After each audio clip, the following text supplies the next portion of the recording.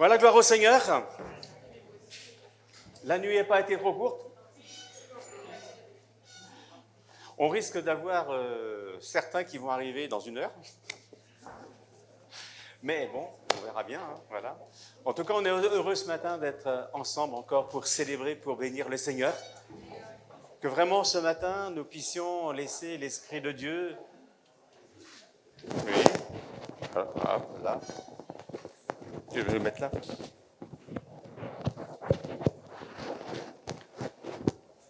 Voilà, bien. Et donc, vraiment laisser l'Esprit de Dieu nous visiter ce matin. Amen, on est venu pour rencontrer notre Seigneur. Et c'est vrai que ce matin, par son Esprit, il veut aussi nous parler, nous faire du bien. Amen. Alors, nous voulons rendre un culte à Dieu et je vous invite à vous associer à ma prière pour demander à Dieu sa bénédiction sur cet instant. Mon Père Céleste, je te veux te glorifier et te louer encore pour tous tes bienfaits et tes bontés. Et vraiment ce matin, Seigneur mon Dieu Père, te demander que tu nous visites les uns et les autres par ton esprit. Seigneur, nous voulons être unis ensemble pour t'apporter ce parfum de la louange, Seigneur, que tu aimes, Seigneur. Nous voulons t'adorer et te glorifier, Seigneur. Oui, mon Père, que tout soit fait pour ta gloire en cette journée et que chacun, mon Dieu Père, qui participera et qui participe à ce moment, Seigneur, en ressortant, puisse dire « Merci, Seigneur, pour ta grâce et ta bonté. » Sois loué et sois béni, Seigneur. Amen.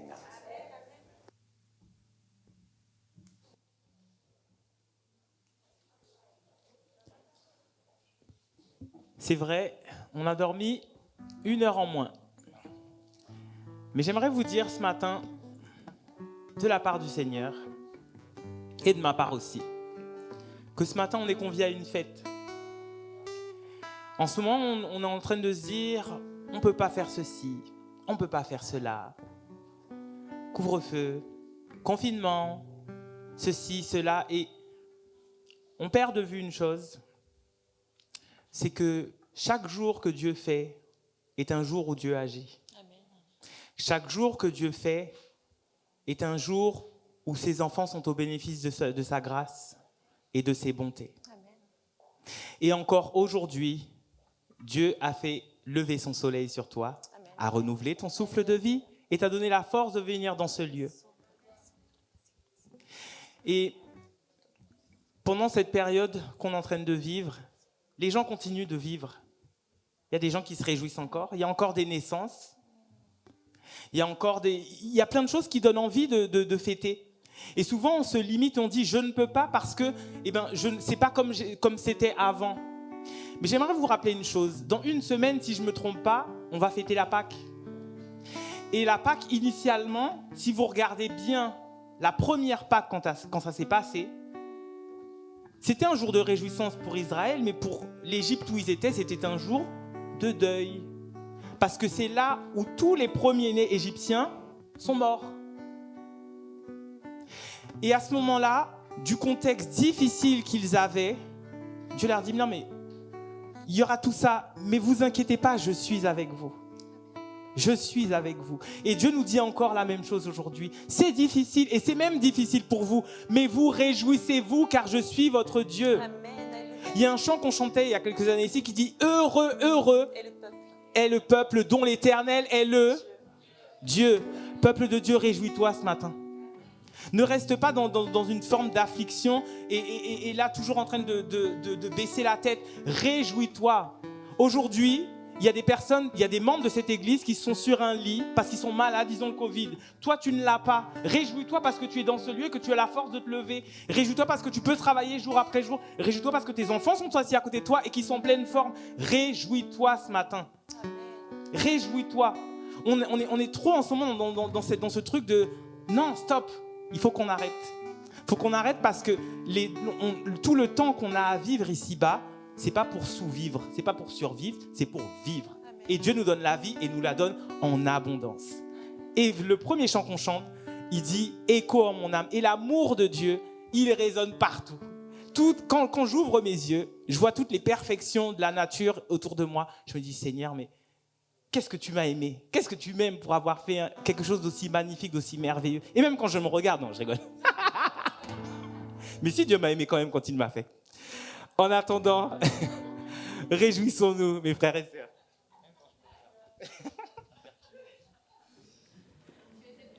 Au moins, vous êtes réveillés maintenant.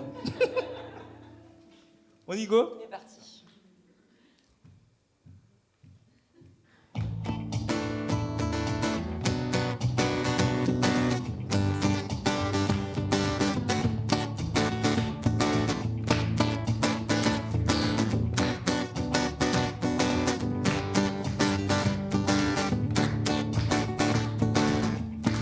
Quand la nuit tombée, l'angoisse surgit, sans vain tu m'appelles. Quand ma foi faiblit et l'espoir tarit, tu es mon appui. Lorsque je suis là découragé, Dieu, tu es tout pour moi.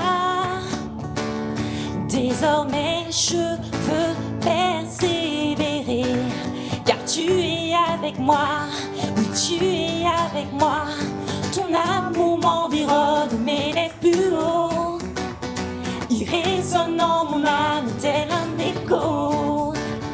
Ton amour m'environne, m'élève plus haut. Il résonne en mon âme tel un écho, écho en mon âme.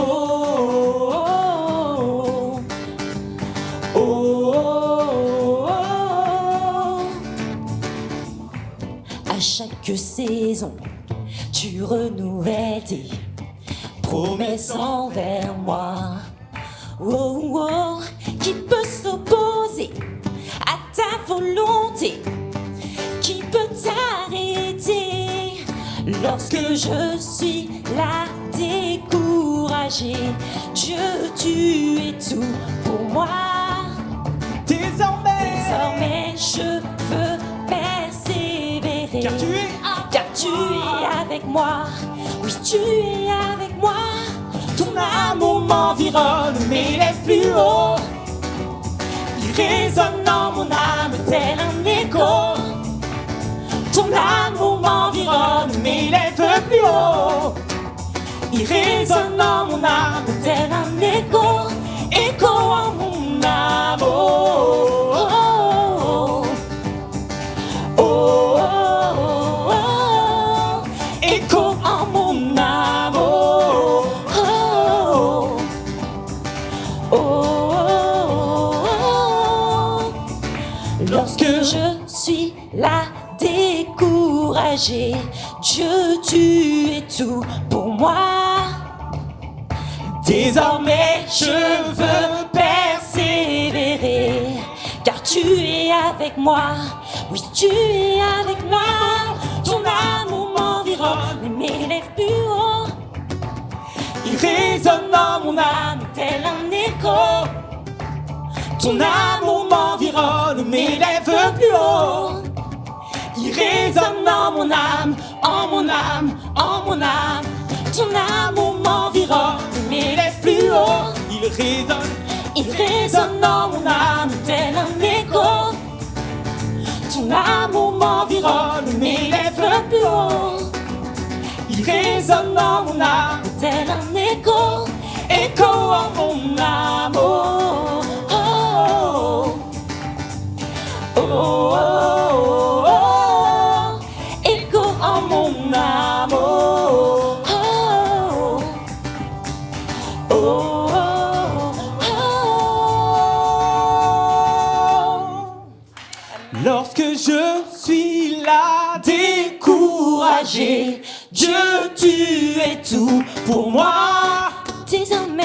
Désormais, je veux percer, car tu es avec moi. Car tu es avec moi. Ton amour m'environne. M'élève plus haut. Il résonne dans mon âme tel un écho. ton amour m'environne. m'élève plus haut. Il résonne dans mon âme tel un écho, écho en mon âme. Oh, oh, oh, oh, oh, oh, comme un écho en mon âme. Oh, oh,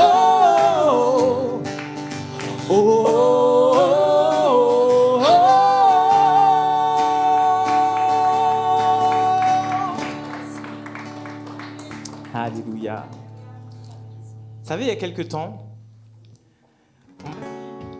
concernant ce qu'on va chanter, que le titre n'était pas forcément approprié. Ça peut choquer d'entendre ça, que l'amour de Dieu est extravagant, mais j'aimerais vous dire une chose.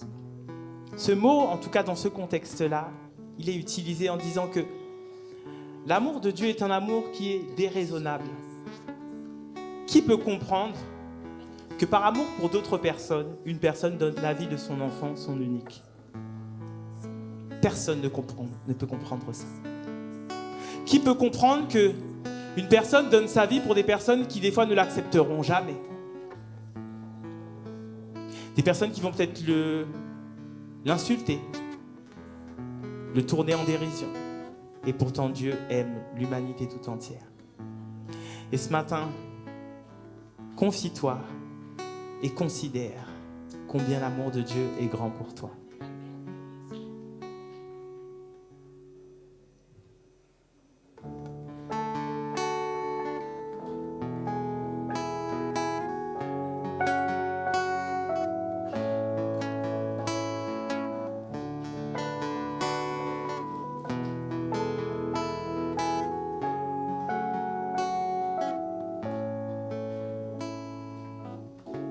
Avant mes premiers mots, tu me connaissais déjà. Oui, tu es si bon envers moi. Avant mon premier souffle, tu mis ta vie en moi. Oui, tu es si tendre envers moi. Oh, l'amour renversant, extravagant, infini de Dieu. Sans faiblir, il me cherche, il me poursuit, me ramène à lui. Je suis indigne et sans mérite, mais pour moi tu t'es livré. Oh, l'amour renversant, extravagant, infini de Dieu.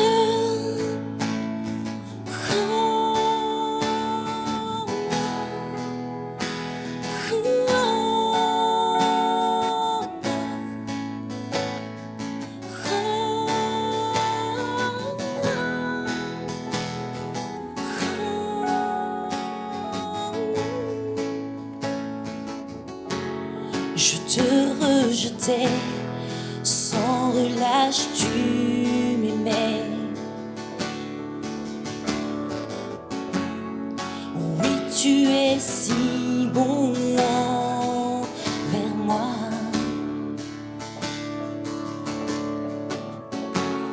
Je me sentais vain, tu m'as offert la croix.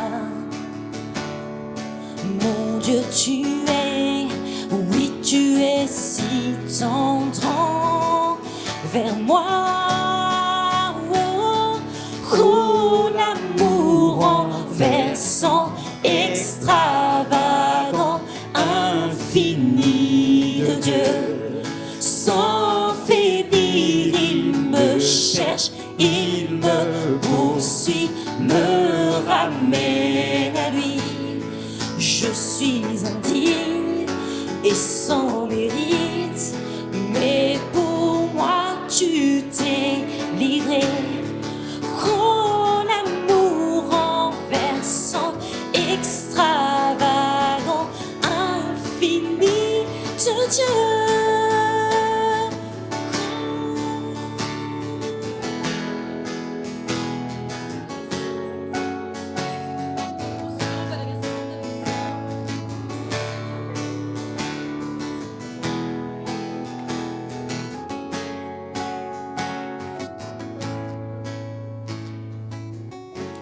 Aucune ombre n'est trop sombre, ni mon trop élevé pour que tu me cherches. Aucun mur ne peut résister, ni mensonge tenir. Sans fin tu me cherches. Aucune ombre n'est trop sombre, ni mon trop élevé pour que tu me cherches. Aucun mur ne peut résister, ni mensonge tenir. Sans fin tu me cherches. Aucune ombre n'est trop sombre, ni mon trop élevé pour que tu me cherches. Aucun mur ne peut résister, ni mensonge tenir. Sans fin tu me cherches. Aucune ombre n'est trop sombre, ni mon trop élevé pour que tu me cherches. Aucun mur ne peut résister, ni mensonge tenir. Sans fin tu me cherches. Oh, l'amour renversant, extravagant, infini de Dieu. Sans finir, il me cherche, il me poursuit, me ramène la vie. Je suis indigne et sans mérite, mais pour moi tu t'es livré. Oh, l'amour renversant, extravagant, infini de Dieu. Alléluia Seigneur. Oh mon Dieu, je sais et je crois que rien, Seigneur mon Dieu, ne pourra me séparer de ton amour, Seigneur mon Dieu. Je crois, Seigneur mon Dieu, je proclame ce matin que tu ne m'abandonneras jamais, Seigneur mon Dieu. Tu es grand, Seigneur mon Dieu, ton amour est bien au-delà de ce qu'on peut imaginer, Seigneur mon Dieu. Et on veut t'apporter notre louange pour cela, Seigneur mon Dieu. On veut te louer pour cela, Seigneur mon Dieu. Mon cœur est dans la joie, Seigneur mon Dieu, d'avoir un Dieu si grand, Seigneur. Merci, Seigneur mon Dieu, pour tout ce que tu es. Merci pour ta grandeur, merci pour ton amour, merci pour ta bonté, ta bienveillance, Seigneur mon Dieu. Sois loué, Seigneur.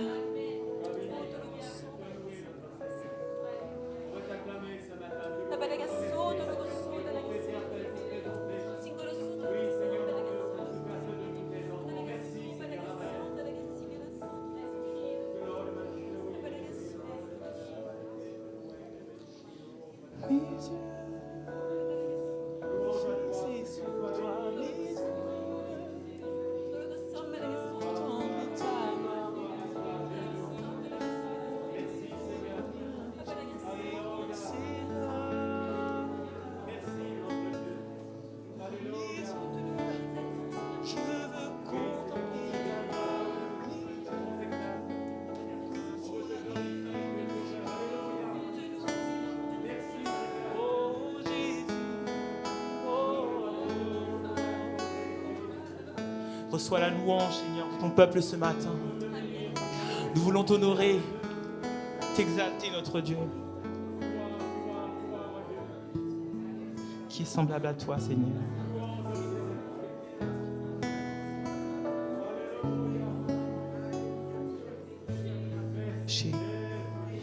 Merci, Seigneur, parce que tu ne nous laisses pas seuls et orphelins dans ce monde. Merci parce que, Seigneur, tu prends soin de nous, Seigneur. Et je pense qu'on ne considère même pas combien c'est une chose glorieuse et merveilleuse. Tu prends soin de nous, Seigneur. Tu t'occupes de nous, tel d'un berger qui s'occupe de son troupeau, Seigneur. Tu veilles sur nous, tu nous donnes tout ce dont nous avons besoin. Seigneur, quand une contrariété surgit, Seigneur, tu es toujours ce refuge auprès duquel on peut venir s'appuyer, s'épauler, Seigneur. Je veux te remercier, Seigneur, parce que tu es fidèle, parce que tu es bon. Je veux te remercier, Seigneur, parce que tu nous aimes au-delà de ce que nous méritons. Je veux te remercier parce que tu ne fais exception d'aucune personne, quelle que soit notre appartenance ethnique, sociale, Seigneur. Tu demeures le même, Seigneur. Merci pour ta présence dans ce lieu. Sois élevé, sois couronné, mon Dieu. Et nos yeux, nous voulons fixer sur toi, Seigneur. Alléluia. Amen, gloire au Seigneur. Bienvenue à chacun. Voilà, j'aimerais lire avec vous. Alors, je vais faire une longue lecture, mais par contre, je vais tout à l'heure m'attacher qu'à une seule de ces parties et je vais vous inviter à lire avec moi dans l'évangile de Matthieu au chapitre 13.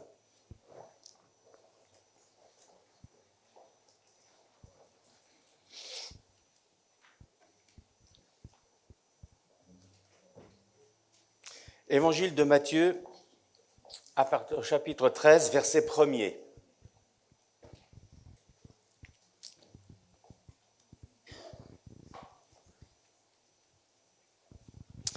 Ce même jour, Jésus sortit de la maison et s'assit au bord de la mer. Une grande foule s'étant assemblée auprès de lui, il monta dans une barque et il s'assit. Toute la foule se tenait sur le rivage, il leur parla en parabole sur beaucoup de choses et dit : Un semeur sortit pour semer, comme il semait, une partie de la semence tomba le long du chemin. Les oiseaux vinrent et la mangèrent. Une autre partie tomba dans les endroits pierreux où elle n'avait pas beaucoup de terre. Elle leva aussitôt, parce qu'elle ne trouva pas un sol profond. Mais quand le soleil parut, elle fut brûlée et sécha, faute de racines.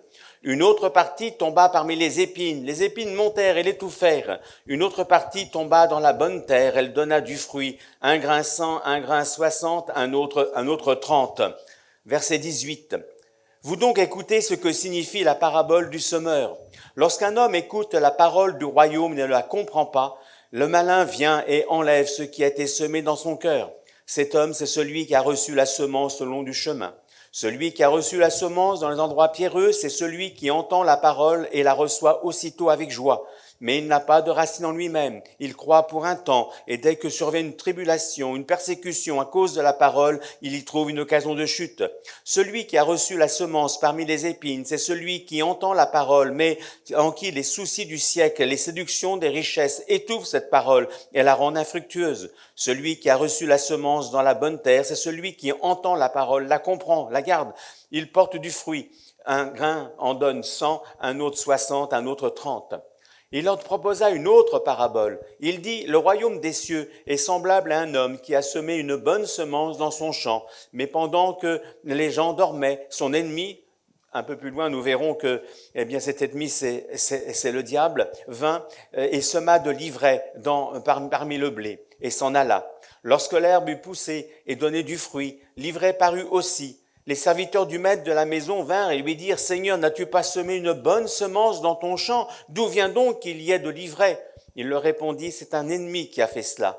Et les serviteurs lui dirent : Veux-tu que nous allions l'arracher ? Non, dit-il, de peur qu'en arrachant l'ivraie, vous ne déraciniez en même temps le blé. Laissez croître ensemble l'un et l'autre jusqu'à la moisson. Et à l'époque de la moisson, je dirai aux moissonneurs : Arrachez d'abord l'ivraie, liez-la en gerbe pour la brûler, mais amassez le blé dans mon grenier. Il leur proposa une autre parabole et il dit : Le royaume des cieux est semblable à un grain de sénévé ou un grain de moutarde qu'un homme a pris et semé dans son champ. C'est la plus petite de toutes les semences, mais quand il l'a poussé, il est le plus grand des légumes. Il devient un arbre, de sorte que les oiseaux du ciel vinrent habiter dans ses branches. Il leur dit cette autre parabole : Le royaume des cieux est semblable à du levain qu'une femme a pris et a mis dans 3 mesures de farine jusqu'à ce que toute la pâte soit levée. On va au verset 36 pour expliquer la deuxième parabole. Alors, il renvoya la foule et entra dans la maison. Ses disciples s'approchèrent de lui et dirent : Explique-nous la parabole de l'ivraie du champ. Il répondit : Celui qui sème la bonne semence, c'est le Fils de l'homme. Le champ, c'est le monde. La bonne semence, ce sont les fils du royaume. L'ivraie, ce sont les fils du malin. L'ennemi qui l'a semé, c'est le diable. La moisson, c'est la fin du monde. Les moissonneurs, ce sont les anges. Or, comme on arrache l'ivraie et qu'on la jette au feu, il en sera de même à la fin du monde. Le Fils de l'homme enverra ses anges. Ils arracheront de son royaume tous les scandales et ceux qui commettent l'iniquité. Ils les jetteront dans la fournaise ardente où il y aura des pleurs et des grincements de dents. Verset 44. Le royaume des cieux est encore semblable à un trésor caché dans un champ. L'homme qui l'a trouvé le cache et dans sa joie, il va vendre tout ce qu'il a et achète le champ. Le royaume des cieux est encore semblable à un marchand qui cherche de belles perles. Il a trouvé une perle de grand prix. Il est allé vendre tout ce qu'il avait et l'a achetée. Le royaume des cieux est encore semblable à un filet jeté dans la mer et ramassant des poissons de toute espèce. Quand il est rempli, les pêcheurs le tirent et après s'être assis sur le rivage, ils mettent dans des vases ce qui est bon et ils jettent ce qui est mauvais. Il en sera de même à la fin du monde. Les anges viendront séparer les méchants d'avec les justes et ils les jetteront dans la fournaise ardente où il y aura des pleurs et des grincements de dents. Amen. Le chapitre 13 de l'évangile de Matthieu nous présente une série de 7 paraboles qui suivent et par lesquelles Jésus enseigne ses disciples sur le royaume de Dieu.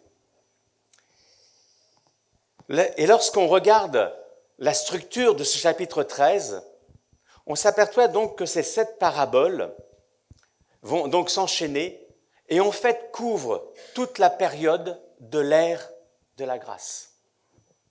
En effet, la première parabole nous parle d'un semeur qui est identifié à Jésus-Christ dans la seconde parabole.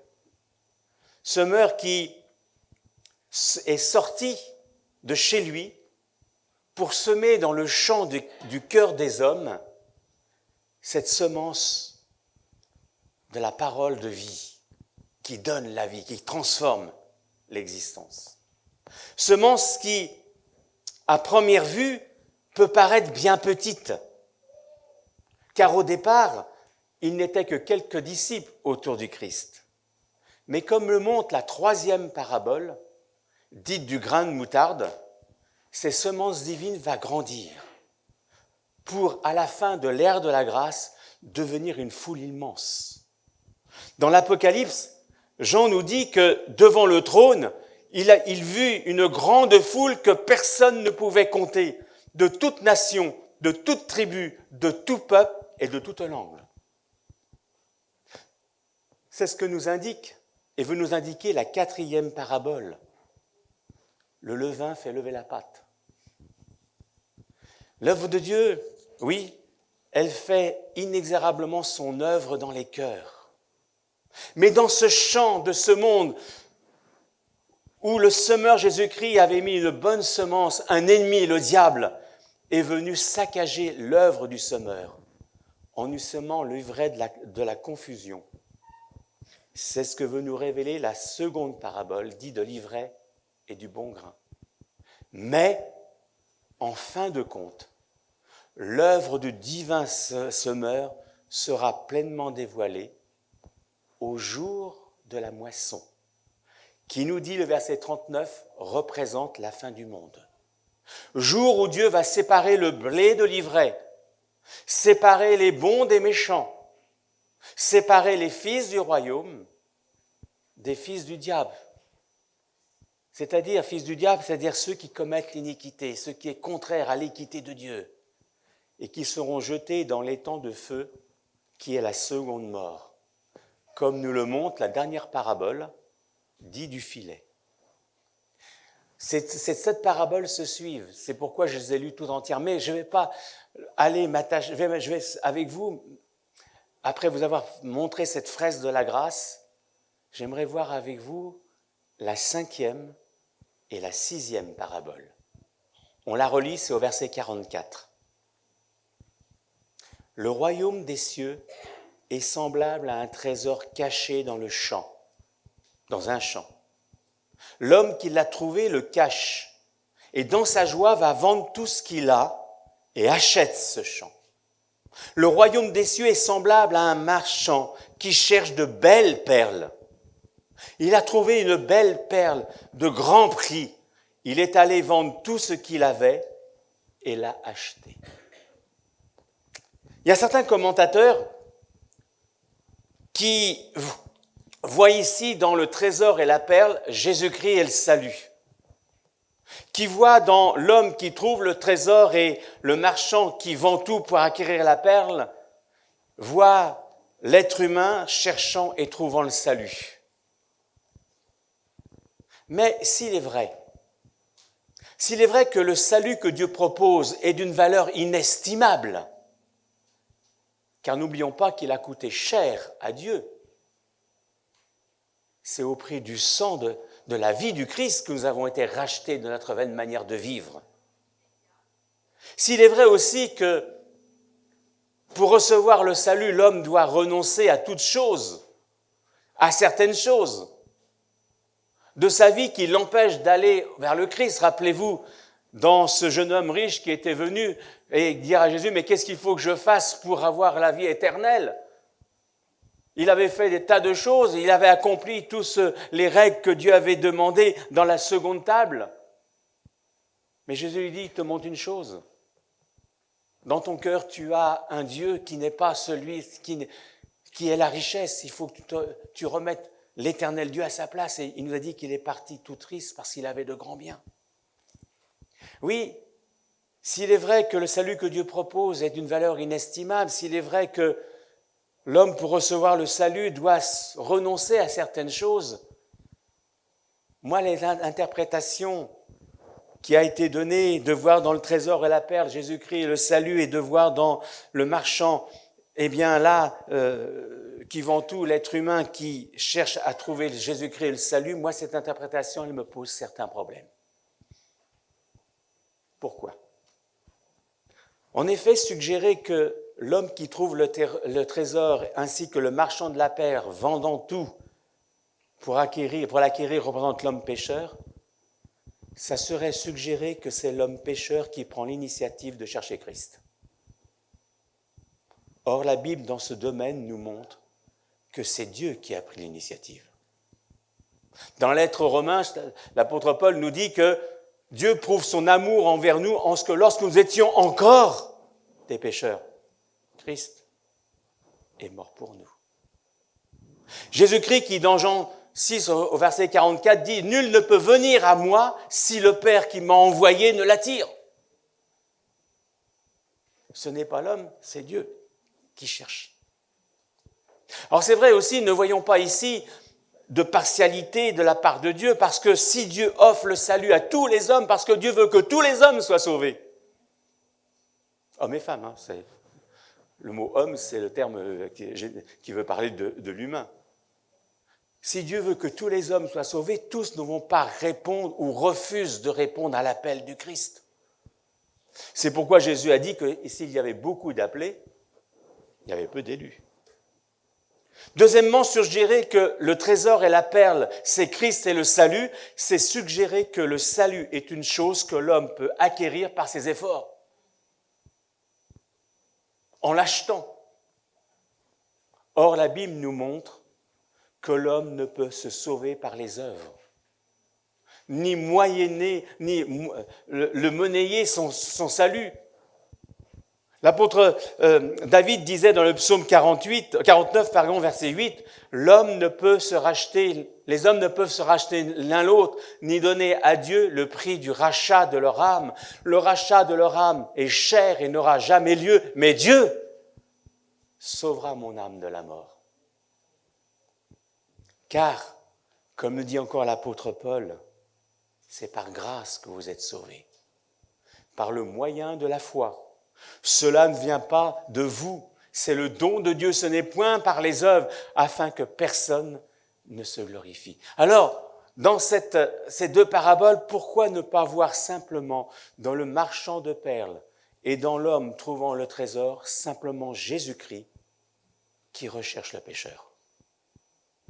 Deuxièmement, comment ne pas voir dans la perle, dans le trésor et la perle de grand prix, comment ne pas voir simplement l'Église, l'épouse de Christ, qui pour l'instant est cachée dans le monde, c'est-à-dire dispersée dans le monde entier, comme le montrait la parabole du blé et de l'ivraie, où là, il y avait les deux qui étaient mélangés. Et le maître, qui reprend Jésus-Christ, alors que les serviteurs voulaient là, séparer les choses dès à présent, il dit non, laissez tout, jusqu'au jour de la moisson. Et troisièmement, de voir dans le prix qui est payé pour acquérir ce champ et acquérir, je dirais, cette perle, comment pas voir dans ce prix la vie que Christ a donnée pour acheter l'homme pécheur? Paul aux anciens d'Éphèse ne dit-il pas Ne leur dit-il pas de prendre soin de l'Église de Dieu qu'il s'est acquise par son propre sang? Ajoutant dans la deuxième lettre aux Corinthiens que Jésus-Christ, qui était riche, s'est fait pauvre en votre faveur afin de vous enrichir par sa pauvreté. Ces deux hommes de cette parabole, pour acquérir le trésor et la perle, ils ont tout vendu ce qu'ils avaient. Et cela me rappelle cette parole de l'apôtre Paul parlant du Christ, en disant qu'existant en forme de Dieu, le Christ n'a point regardé son égalité avec Dieu comme une proie à arracher. Et le terme utilisé voudrait nous parler d'harpagon. Vous savez, dans la pièce de Molière, qui disait « ma cassette, mes sous ». Jésus-Christ n'a pas regardé sa position divine qu'il avait auprès de Dieu comme une proie à maintenir, mais il s'en est dépouillé. Lui-même, en prenant la forme de serviteur, en devenant semblable aux hommes, il apparut comme un vrai homme. Il s'est humilié lui-même, se rendant obéissant jusqu'à la mort de la croix. En fait, ces paraboles du trésor et de la perle nous disent donc que dans ce champ qu'est ce monde, Jésus a trouvé ceux qui forment visiblement son Église, son épouse. Cette épouse, cette Église qui actuellement est cachée, mais qu'un jour il dévoilera dans la présence de son Père. Comme l'apôtre Paul nous le dit dans la lettre aux Colossiens, chapitre 3, verset 3, « Vous êtes morts et votre vie est cachée en Christ, avec Christ en Dieu. » Votre vie est cachée. Dans cette parabole du trésor, vous avez remarqué qu'il est parlé de la joie de la découverte. Comme il est dit, aussi parler de la joie dans la parabole du bon berger qui a retrouvé sa brebis perdue. Il y a de la joie pour une âme qui vient à Jésus-Christ. L'Église est une perle de grand prix. Mon frère, ma sœur, tu réalises que tu es une perle de grand prix? Alors simplement, on va réfléchir à cette image de cette perle et en tirer une instruction. La perle représente l'Église de par sa composition. À la différence des pierres précieuses, qui sont des composés inorganiques, c'est-à-dire en qui il n'y a aucune vie, la perle est un organisme vivant. De même que l'Église n'est pas une organisation dirigée par l'homme, mais un organisme vivant, un corps composé de plusieurs organes, composé d'hommes et de femmes nés de nouveau, ayant en eux la vie de Dieu par la foi en Jésus-Christ. Comme l'apôtre Jean nous le dit dans sa première lettre, Dieu nous a donné la vie éternelle et cette vie nous est accordée en son Fils. Celui qui a le Fils a la vie, mais celui qui n'a pas le Fils n'a pas la vie. L'Église est un corps composé de plusieurs organes avec des fonctions différentes mais complémentaires. Vous vous rappelez ce que l'apôtre Paul dit dans Romains 12 ? De même, nous tous qui sommes en communion avec le Christ, malgré notre pluralité, nous formons ensemble qu'un seul corps. Individuellement, chacun a besoin de tous pour être complet. Nous sommes mutuellement interdépendants. En effet, comme les organes, entre eux, nos fonctions nous lient les uns aux autres. Et pourtant, nous sommes tous différents, exactement comme les organes et les membres du corps. Nos talents varient suivant la grâce qui nous a été confiée. L'Église est un organisme vivant composé de plusieurs membres, ayant des fonctions différentes, que nous devons mettre au service de l'ensemble pour la gloire de Dieu. La perle représente aussi l'Église dans le prix de son acquisition. Comment la perle se forme? Est-ce que vous le savez? En fait, la perle, c'est le résultat d'une souffrance. Enfin, la véritable perle. C'est le résultat d'une souffrance, d'une blessure, qui est faite par un agent extérieur, un grain de sable par exemple, qui s'introduisant dans l'huître va l'irriter, va la faire pleurer, la faire saigner. Et de ce fait va produire un écoulement de nacre pour venir ôter cet agent extérieur qui l'a fait souffrir. Écoulement de nacre qui va englober ce grain de sable et donner alors naissance à la perle. À la croix du Calvaire, Jésus-Christ, notre Sauveur, a été blessé. Son sang a coulé. Notre Sauveur a été blessé par ce grain de sable qu'on va nommer le péché. Et son sang a coulé pour nous donner cette richesse qu'est la vie éternelle. N'est-ce pas Isaïe qui, au chapitre 53, disait que le Christ était blessé pour nos péchés, brisé pour nos iniquités, le châtiment qui nous donne la paix est tombé sur lui, et c'est par ses meurtrissures que nous sommes guéris. Nous étions tous errants comme des brebis, chacun suivait sa propre voie, et l'Éternel a fait retomber sur lui l'iniquité de nous tous. Il a plu à Dieu de le briser par la souffrance. Et après avoir livré sa vie en sacrifice pour le péché, il verra une postérité et prolongera ses jours. L'Église, la perle représente l'Église dans ce prix de cette acquisition. Mais aussi, on peut dire aussi peut-être que la perle représente l'Église dans l'image de son polissage. Parce qu'une perle à l'état brut n'a que très peu de valeur. Il va falloir la polir. Alors quel éclat elle va avoir. Et c'est vrai que quand le Seigneur nous a trouvés les uns et les autres, nous étions une perle avec des tas d'impuretés.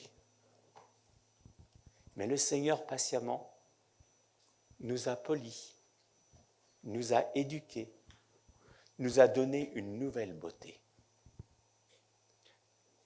Car le but de Dieu, c'est de nous façonner pour nous faire arriver à la stature et à la ressemblance de Jésus-Christ.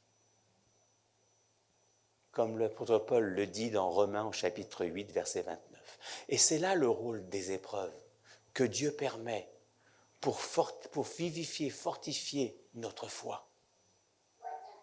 Pour nous faire abandonner certaines choses aussi qui nous enlaidissent. Ainsi, Jacques, dans sa lettre au chapitre 1er, dira « Mes frères, regardez comme un sujet de joie complète les diverses épreuves auxquelles vous pouvez être exposés, sachant que l'épreuve de votre foi produit la patience. Mais il faut que la patience accomplisse parfaitement son œuvre, afin que vous soyez parfaits et accomplis sans faiblir en rien. » Mon frère, ma sœur, que tu puisses et que nous puissions, parce que je me mets avec vous, avec humilité et soumission, dans les mains de Dieu, nous laisser façonner de jour en jour pour que nous puissions devenir à l'image de Jésus-Christ. La perle représente aussi et pourra aussi représenter l'Église dans le message qu'elle doit apporter à ce monde. Alors il paraît qu'autrefois, la perle était regardée comme un filtre de guérison et de santé. Certains l'utilisaient pour écarter la douleur et la tristesse. Alors attention, je ne fais pas ici de la réclame pour des porte-bonheur et des talismans. Je vais simplement faire une comparaison. Je vais prendre cette image pour en fait vous parler du ministère de l'Église dans ce monde, où nous devons apporter ce témoignage, par notre témoignage, notre façon d'être, apporter ce ministère de salut, de guérison, de délivrance, de bonheur, de paix et de repos que l'homme cherche mais ne peut trouver mais qu'en Jésus-Christ, il peut ainsi réaliser. Être dans ce monde, comme le dira Jésus dans Matthieu 5, être le sel de la terre, qui par notre façon de vivre apporte la saveur et donne aux hommes la soif de Jésus-Christ. Être aussi la lumière du monde, ce reflet du Christ, afin de les attirer et de les conduire à celui qui peut changer leur vie. La perle peut représenter l'Église par la valeur qu'elle représente pour son propriétaire. Tout à l'heure, je l'ai dit, pour acquérir l'Église, ceux qui la composent, le Christ a donné ce bien si précieux de sa vie. Nous sommes sa parure. Et Jésus-Christ nous prépare pour nous présenter à la cour de l'univers. Comme on peut le lire dans la lettre de Malachie, le livre de Malachie au chapitre 3, verset 17. Dieu dit, au jour où j'agirai, ces gens seront pour moi, en parlant de ces rachetés, un trésor précieux. J'aurai compassion d'eux, tout comme un père a de la compassion pour un fils qui le sert. Alors, à nouveau, vous verrez qu'il y a une différence entre le juste et le méchant, entre celui qui sert Dieu et celui qui ne le sert pas. Pour l'instant, l'épouse, l'Église est cachée. Mais un jour, mon frère, ma sœur, tu seras parement manifesté dans la présence de ton Dieu. Ma sœur, mon frère, bientôt Jésus-Christ reviendra pour, selon sa promesse, prendre auprès de lui son épouse, son Église. Cette épouse, cette Église qui s'est acquise par son sang, par sa vie. Alors, en réalisant tout cela, que cela nous pousse chaque jour à bénir et glorifier notre Père céleste pour son plan d'amour à notre égard. Que cela nous pousse chaque jour à bénir et glorifier notre Sauveur Jésus-Christ qui, se soumettant à la volonté de son Père, a payé ce prix de sa vie pour notre rachat et notre libération. Que tout cela nous pousse à bénir et glorifier le Saint-Esprit qui inlassablement en nous accomplit son œuvre de transformation pour le jour de cette réunion avec le Christ. Oui, de bénir et de glorifier Dieu pour le règne de gloire dans lequel bientôt nous rentrerons. Mon frère, ma sœur, bien que disent les hommes, inexorablement, c'est bien le plan de Dieu qui s'accomplit. Depuis sa venue jusqu'à son retour. Comme les 7 paraboles qui s'enchaînent nous le dit. Alors, comme le proclame l'Épître aux Hébreux au chapitre 10, verset 23, et je terminerai par ce verset, retenons fermement la profession de notre espérance, car celui qui a fait la promesse est fidèle. Veillons les uns sur les autres pour nous exciter à l'amour et aux bonnes œuvres. N'abandonnons pas notre assemblée, notre rassemblement, comme c'est la coutume de quelques-uns, mais exhortons-nous réciproquement, et cela d'autant plus que vous voyez se rapprocher le jour du retour du Christ. Encore un peu de temps, celui qui doit venir viendra, il ne tardera pas, et mon juste vivra par la foi. C'est-à-dire dans la confiance qu'il place en Dieu. Mais s'il se retire, mon âme ne prend pas plaisir en lui. Nous ne sommes pas de ceux qui se retirent pour se perdre, mais de ceux qui ont la foi pour sauver leur âme. Or, la foi, c'est une ferme assurance des choses qu'on espère. Qu'est-ce que vous espérez? si ce n'est la venue de Christ. C'est ça en fait que ça veut dire. La foi, c'est une ferme assurance dans la promesse que Jésus-Christ a faite de venir nous chercher. Une démonstration de celle qu'on ne voit pas, car n'oublions pas que nous sommes actuellement sauvés en espérance. Mais quand le Christ reviendra, nous aurons la démonstration de la promesse. Mon frère, ma sœur, tu es ce trésor, tu es cette perle que Dieu a acquise à un grand prix. Tu es ce trésor qu'il veut un jour montrer à la cour de l'univers. Et pour l'instant, il est en train de te peaufiner pour te mettre en parure pour ce grand jour de cette exposition qui vient bientôt. Mon frère, ma sœur, et si peut-être quelqu'un n'est pas encore dans cette parure, il peut encore le faire. Car inlassablement, notre Dieu cherche et vient. Que tu puisses alors ce matin tout simplement te laisser saisir par le Christ, simplement, et que tu puisses ainsi voir ta vie transformée et changée, car c'est le désir de celui qui en Jésus-Christ veut être ton Père. Amen. Seigneur Dieu, merci encore pour ta parole. Et Seigneur, dans ces jours, nous voulons vraiment nous rappeler que tu as donné ta vie pour nous, mais que tu es ressuscité pour notre justification. Et Seigneur, nous voulons encore aujourd'hui, Seigneur, tout simplement, te dire merci parce que c'est vrai que inexorablement, malgré ce que le diable veut faire, tu accomplis ton plan. Et c'est ce que tu as décidé qui s'accomplira. Nous tournons les regards vers toi, mon Sauveur et mon Dieu. Oui, Seigneur, nous te disons, viens, Seigneur. Merci, Père. Amen.